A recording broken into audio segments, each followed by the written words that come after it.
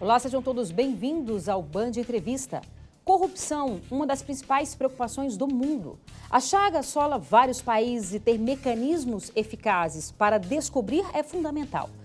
No Brasil, os escândalos de corrupção aparecem praticamente todos os dias. Infelizmente, somos um dos países mais corruptos do mundo. E um brasileiro foi premiado 2 vezes nos Estados Unidos e indicado ao maior prêmio anticorrupção do mundo. A premiação é organizada pelos Centros de Estado de Direito e Anticorrupção em conjunto com a Organização das Nações Unidas. E essa premiação tem 5 categorias e é realizada anualmente em Doha. O indicado é procurador federal da AGU e autor de 19 livros publicados em português, espanhol, inglês e francês, entre eles a enciclopédia Corrupção no Mundo, publicada em 5 volumes. E é com ele que a gente tem o prazer de conversar hoje. O escritor em todas essas coisas aí que nós falamos, Judivan Vieira. Judivan, que honra tê-lo aqui. Muito obrigada, viu? Que prazer estar aqui. Obrigado também. Muito bacana. A gente vai querer saber sobre várias coisas. Eu queria começar perguntando o seguinte: é possível saber quando surgiu a corrupção? É possível. Basta você pensar que quando o homem surgiu na face do planeta, surgiu a corrupção. Aí nós teríamos que abordar 2 teorias diferentes. A teoria criacionista, que diz que há um Deus, um ser supremo. Aristóteles o chamou de o motor primeiro. Charles Robert Darwin, que é o evolucionista, disse que por trás de tudo que há no universo, há algum ser que deve tê-lo criado. Então, se partirmos do criacionismo, Deus, do evolucionismo, aí nós temos que pensar que a Terra tem o universo, cerca de 13,7 bilhões de anos. A Terra surge por volta de 4 bilhões de anos e o homem, nós, somos tão novinhos que vamos surgir a partir de 300 mil anos para cá. É como se no relógio de 24 horas, se nós tivéssemos um dia de 24 horas, nós, os seres humanos, teríamos aparecido nos últimos 30 segundos. Numa partida de futebol, aos 47 do segundo tempo. Na prorrogação ali. E aí, nesse momento que o homem surge a corrupção. Por quê? Porque, como dizia Thomas Hobbes, por exemplo, que era outro evolucionista, junto com Charles Robert Darwin, a sobrevivência cria uma guerra de todos contra todos. Nessa de todos contra todos, alguns, para sobreviverem, transformam o ser humano num meio para atingir um fim. E qual é o fim? Sobreviver, ainda que isso seja corromper todo o meio ambiente ao seu derredor. Então, criacionisticamente falando, o homem surge. Para você ter uma ideia, já que eu falei em criacionismo, a Bíblia é um dos livros mais antigos do mundo a registrar a história da humanidade. E um dos primeiros eventos que ela registra é o assassinato de um irmão contra outro porque ele queria agradar o pai. Isso é uma forma de corrupção. Perfeito. E é muito importante porque, assim, a gente está no momento, né, e é importante que estejamos assim, falando sobre a corrupção, mas a gente fala muito sobre a corrupção dos governantes e a gente esquece da corrupção individual, né, que todos nós, como você bem disse, cometemos ao longo da nossa jornada, ao longo da nossa vida e parece que o foco está sempre no outro, enquanto, na verdade, esse foco deveria estar em nós mesmos nesse sentido? Eu acho que sim. É importante nós fixarmos a mente, né, o nosso olhar, a nossa perspectiva sobre a corrupção cotidiana. Mas eu, particularmente, me especializei, Renata, na corrupção política. E aí, daí que surgiu esse livro aqui? Daí que surgiu essa enciclopédia. São 5 livros, né? E é por conta dessa enciclopédia que você está sendo indicado pela 2ª vez a esse prêmio, né? Perfeito. Eu me graduei em 1993 em Direito, em 94 me pós-graduei em Política e Estratégia, em 2007 comecei um doutorado em Ciências Jurídicas e Sociais na Argentina, concluí em 2012. Em 2013 o governo me mandou fazer um curso pós-doutoral em Tradição Civilística e Direito Comparado nas Cortes Europeias, lá em Roma, na Universidade Tor Vergata, em Roma. Quando eu voltei, depois de 7 anos de pesquisa, viajando por Brasil, Uruguai, Argentina, Paraguai, Venezuela, Espanha e Estados Unidos, onde eu já pesquisava em virtude da minha tese doutoral, eu resolvi, depois de 7 anos de pesquisa, lançar a primeira enciclopédia do mundo sobre corrupção política, com 5 perspectivas. Eu queria identificar a corrupção na história, 2, a corrupção dentro da perspectiva política, 3, a corrupção na perspectiva jurídica, 4, a corrupção na perspectiva do direito internacional, porque pouca gente sabe que quando a gente edita uma lei no Brasil sobre corrupção, primeiro a ONU decidiu criar uma convenção internacional contra a corrupção. Aí os países Cada país nacionalmente, desses 180, 200 países que aderem à ONU, eles criam legislações interiores para combater a corrupção. E, por fim, no livro 5, eu pensei comigo mesmo, olha, você não pode levantar um problema sem apresentar uma solução para ele, não faz sentido acadêmica, cientificamente. Por isso que o livro 5 é Ferramentas de Combate à Corrupção. E aí eu apresento não as ferramentas para extinguir a corrupção, porque para extinguir a corrupção da humanidade seria preciso extinguir a humanidade. A própria humanidade. Né? É verdade. Mas tem como minorar, diminuir, reduzir a corrupção a limites toleráveis. Podemos dar um spoiler? Como é que seria isso? Por exemplo, a Transparência Internacional, que foi criada em 1995 por dois alemães que foram CEOs do Banco Mundial, eles criaram um índice chamado IPC, Índice de Percepção da Corrupção. Sim. Como é que eles medem a corrupção nos 180 países integrantes da ONU? Eles criaram esse índice a partir da percepção dos industriais, comerciantes, da sociedade em geral. A sociedade observa a corrupção nos níveis federais e a partir daí eles criaram esse índice de 180 países, que vai de 0 a 100. Quanto maior o índice, maior o nível de corrupção de cada país. Por isso que eles também chamam de barômetro da corrupção, porque um barômetro é um equipamento científico que mede a altitude. Por isso, quanto mais alto o número classificado pela Transparência Internacional, mais corrupto o país é. Quando eu lancei a minha enciclopédia em 2014, o Brasil... 2014. O Brasil ocupava a posição de número 69. É muito corrupto entre 180 países. Sim. Né? Sim. 69. Para você ter uma ideia, aqui pertinho de nós, eu viajei e fui fazer pesquisas lá no Uruguai. O Uruguai era o 25º. Nossa. Qual foi a minha dedução? Ora, se aqui pertinho de nós temos mecanismos que colocam o Uruguai numa posição aceitável de corrupção, por que não podemos copiar o modelo e implementar no Brasil? Isso me levou a sair pesquisando por Argentina, Uruguai, Venezuela, Paraguai, Espanha, Estados Unidos. Nós temos inúmeros casos de corrupção. E naquela época o Brasil estava em 69º. Para você ter uma ideia, hoje nós nos encontramos na posição de número 106. Em 2019, o Brasil já atinge a posição de número 106 dentre 180 países, quer dizer, um nível de corrupção muito alto. E só vem crescendo de 2014 para cá. Quando eu escrevi essa enciclopédia, em português, em primeiro lugar, chamou tanta atenção que nos Estados Unidos ela foi lançada depois, traduzida e lançada, e por conta dessa enciclopédia é que eu estou sendo indicado pela segunda vez ao maior prêmio anticorrupção do mundo em Doha, no Catar. Que fantástico, viu? E agora a gente faz um breve intervalo e volta daqui a pouco. Não saia daí, a gente te espera.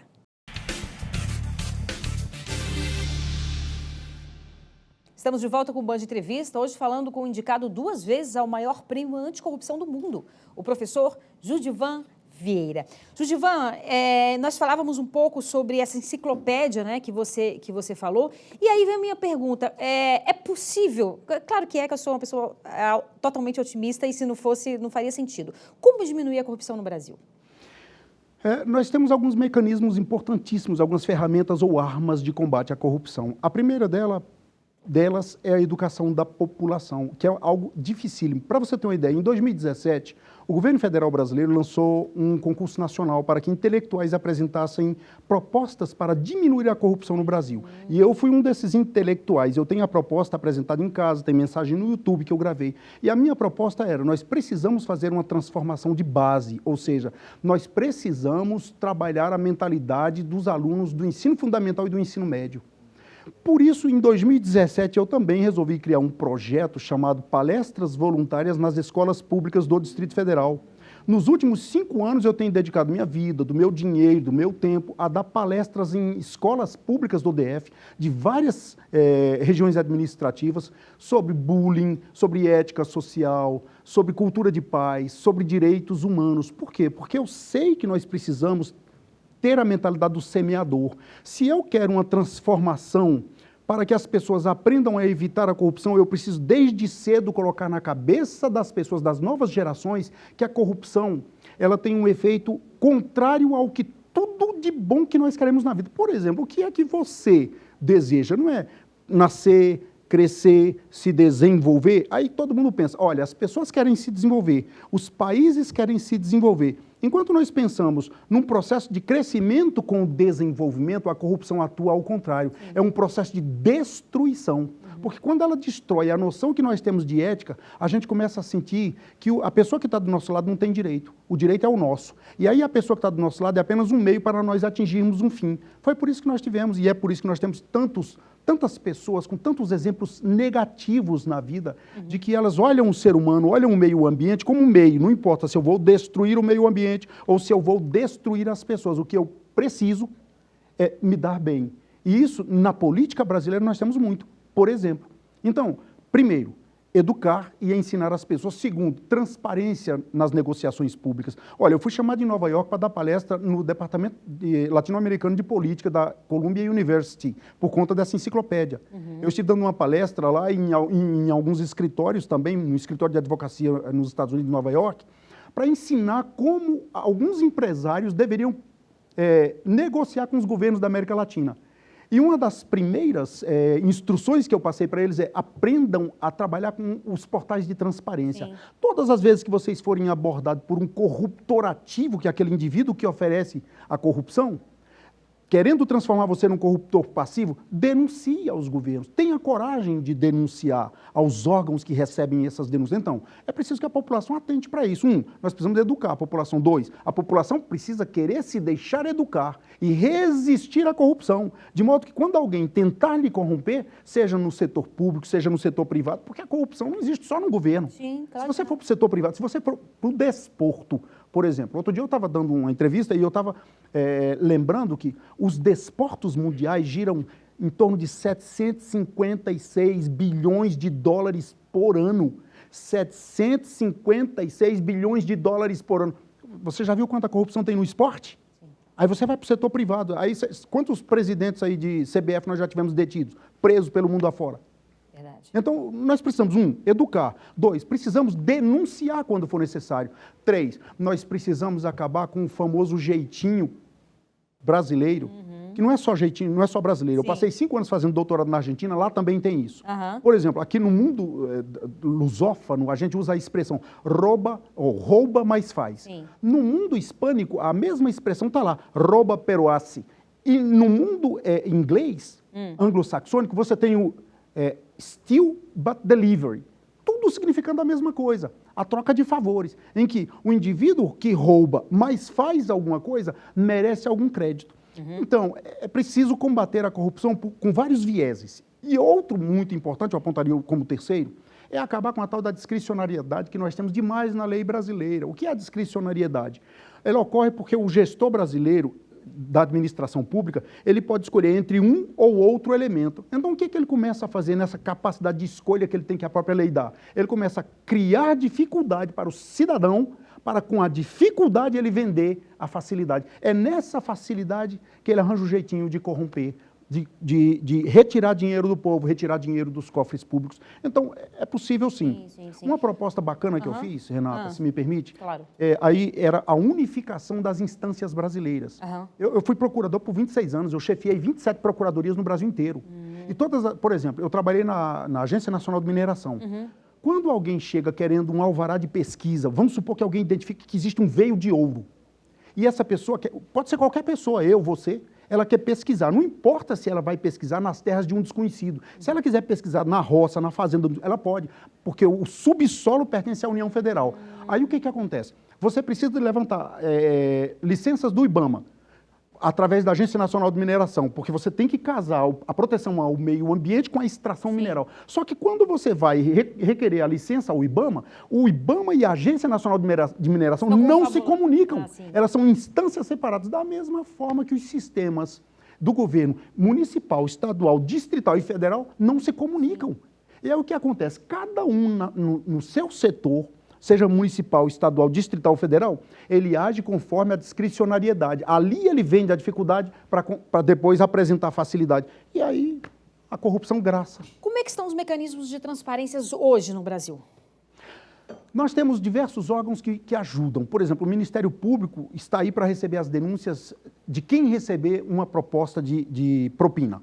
Nós temos a CGU, Controladoria Geral da União, nós temos a AGU, Advocacia Geral da União, nós temos o Ministério Público, nós temos o próprio Congresso Nacional que recebe denúncias. A questão é, Nós temos uma espécie de promiscuidade entre o corruptor ativo, que é o indivíduo que oferece a propina, e o corruptor passivo. Porque eles fazem um acordo entre si, e óbvio que isso ocorre na clandestinidade, já que ninguém vai se corromper à luz do dia. Sim.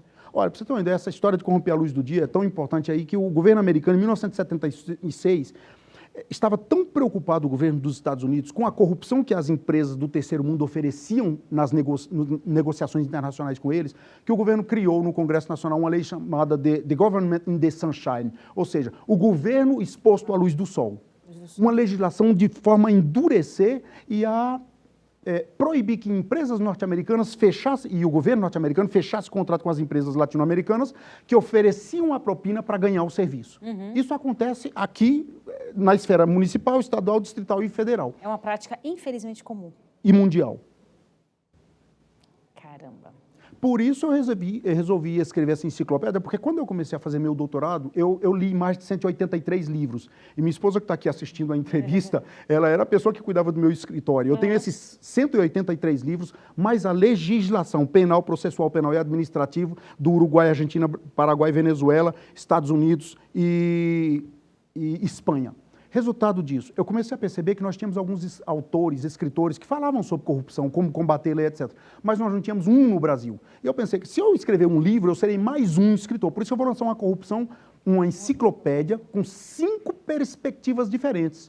E aí eu proponho, inclusive, que nós criemos, que nós unifiquemos, uma das minhas propostas no livro 5 vamos unificar o combate à corrupção no direito, criando tribunais administrativos, penais e processuais penais, que recebam essas denúncias e, quando for o caso do servidor público, aí ele já é processado na esfera administrativa e automaticamente na esfera penal. Sim. Perde o cargo, é punido e aí a gente começa a dar um exemplo melhor para a população. Olha, aqui no Brasil, quem se deixa corromper, recebe punição e essa punição é eficaz. Sem aquela história de que você instaura o processo penal hoje e deixa o processo dentro da gaveta, ele vai amarelando, porque daqui a 5 anos ocorre a prescrição. Aí o Estado não tem mais o direito de punir.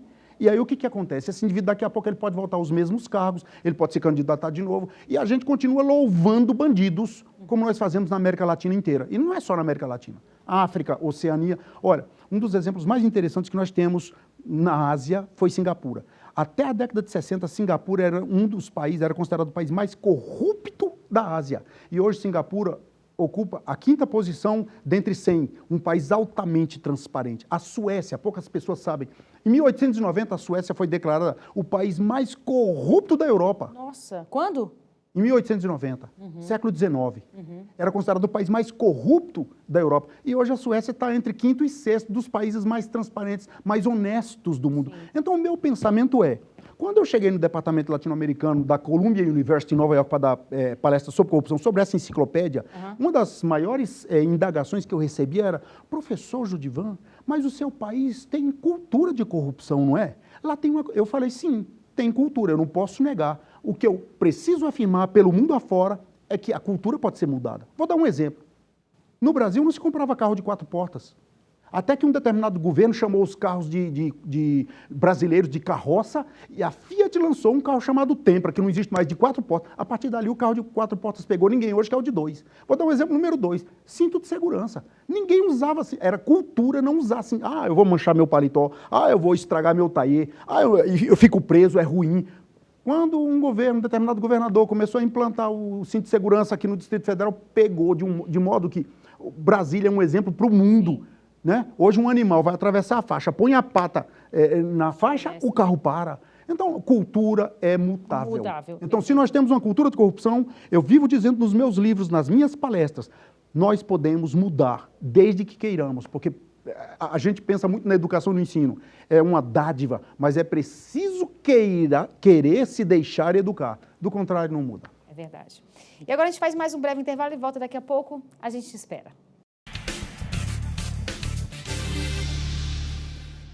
Estamos de volta com o Band Entrevista, hoje falando com o indicado 2 vezes ao maior prêmio anticorrupção do mundo, o professor Judivan Vieira.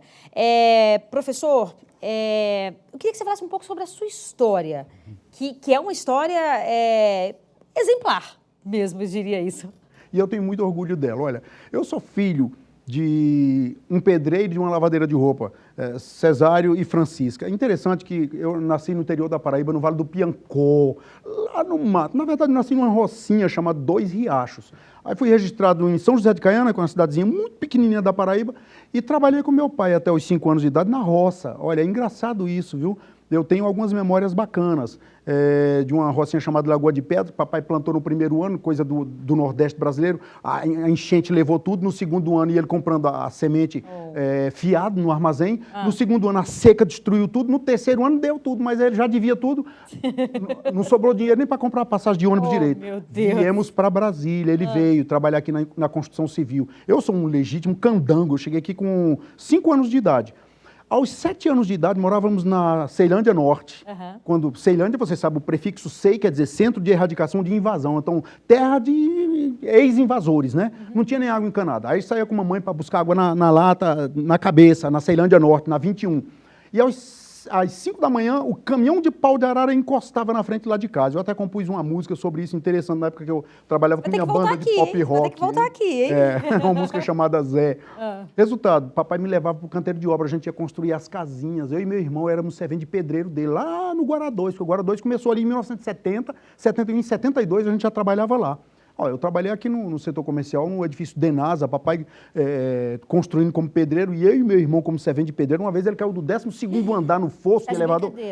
Pedreiro, né? Tem que andar em cima das tábuas, né? No fosso tinha uma tábua. Aí a tábua se partiu, ele caiu. E eu e meu irmão ficava assim, eita, meu Deus, aí o desespero pegou, né? Como a gente não sabia nem ser pedreiro, só servente, pensa, lá se foi o... Aí o papai caiu, sorte que no 9º andar, tinha um outro andaime que ele quebrou muitas costelas. A vida foi isso. Mas eu tive uma mãe. Minha mãe, aí moramos no Núcleo Bandeirante muito tempo, moramos em vários lugares. Sobradinho, num acampamento de obra na Asa Norte, dormindo junto com os ratos. A história é longa. Mas em 1974 nós compramos uma casinha, papai comprou um lotezinho, uma terrinha, a terra cap. E tinha uma cláusula de retrovenda, tinha que construir em 5 anos ou perdi o lote. Aí 5 anos trabalhando, né? Ele chegava dos canteiros de obra e eu chegava da escola, do Núcleo Bandeirante, eu fiz meu ensino fundamental e médio todo lá. E aí ele dizia, meu filho, quero barreiro de massa pronto. Quando ele chegava, se um barreiro de massa não tivesse pronto, era lapada. Peia, tome-lhe peia. Mas o barreiro já estava prontinho. Trabalhava até 1 hora da manhã. A mamãe dizia que às vezes me pegava desmaiado, eu tinha 14 anos, me pegava desmaiado nos cantos da casa, sujo, me botava no beliche. E nada disso me fez mal. Trabalhar engrandece o ser humano. Resultado da história. Aí eu fui trabalhar de vender na feira do Guará, no sábado, na feira do Paranoá, no domingo. Depois fui trabalhar num escritório, na serralheria, no entroncamento da Ceilândia com o Taguatinga, limpando o chão. Tudo isso, minha esposa, quando eu me aposentei na AGU como procurador, ela tirou cópia da carteira profissional e colocou na parede para as pessoas verem que não é mentira, sabe? Resultado da parada. Mamãe me deu um conselho. Foi mamãe que me salvou. Meu pai não queria saber de nada de estudo, mas mamãe disse, meu filho, para pessoas pobres igual nós, só tem uma saída, é trabalhar e estudar.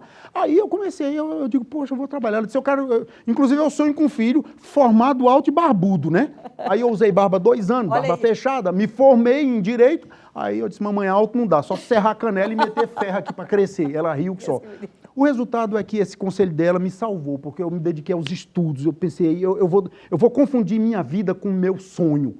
E aí eu descobri que essa coisa de você ter êxito na vida tem muito a ver com a sua determinação, com a sua obstinação, porque ser obstinado quer dizer você confundir a vida com o seu próprio sonho. E foi isso que eu fiz. Olha, houve uma época que eu estudava aqui com bolsa num colégio, lá no final da W3, eu vou dizer porque já falei outra coisa, o objetivo, e eu não tinha dinheiro para pagar passagem de ônibus de volta para o Núcleo Bandeirante, onde eu morava metropolitana. Aí eu saía com um amigo meu, Pedro, que hoje mora nos Estados Unidos, na Carolina do Sul, já te visitando ele lá com minha esposa, a gente saía a pé da 913, tentando carona. Meu Deus.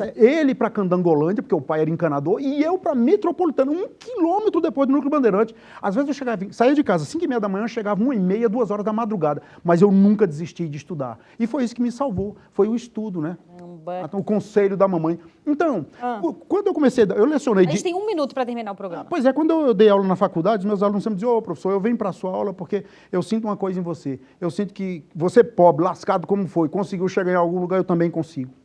Que inspiração e que honra ter você aqui, cara. Obrigado. Hoje um reconhecimento mundial, né? Tomara que o Brasil também reconheça tudo isso, porque a gente precisa mudar essa cultura.